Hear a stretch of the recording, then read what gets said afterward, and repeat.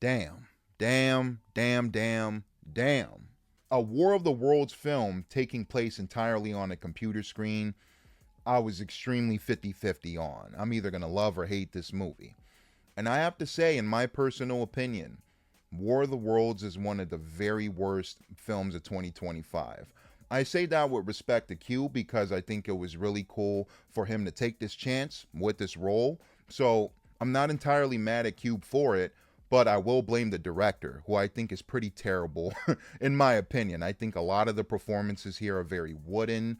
I think a lot of people are doing the best they can. Here, Ice Cube is playing a character named Will Bradford, who's a part of a surveillance government group who's pretty much eyeing all of us. He's able to hack into different computers and cell phones. But the aliens are a mixture between biological and cyber with microchips in them, and they want to feed themselves data from all the headquarters around the world. So we do have some sequences where the tripods are standing in front of the building and they're going whack, whack, whack, whack, whack, whack, whack, whack, and they kind of look like Pac-Man with this really bad CGI electricity shooting out of their mouth.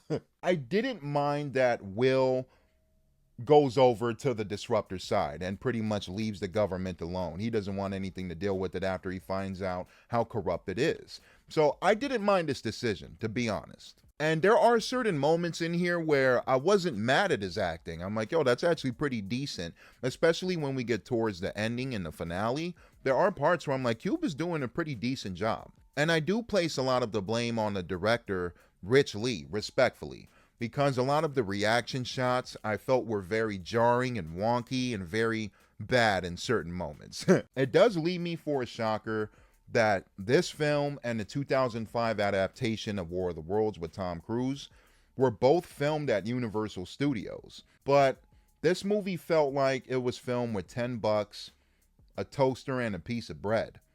Honestly, that's how I feel. This version of War of the Worlds is the biggest disappointment for me in the entire year. I was really rooting for Cube with this one, and I'm still a big fan of him, but I will say this is my least favorite movie of his out of his entire filmography. That's how much I dislike this film. I'm gonna give War of the Worlds 2025 a 2.5 out of 10. We're damn near going to sci-fi Sharknado territory.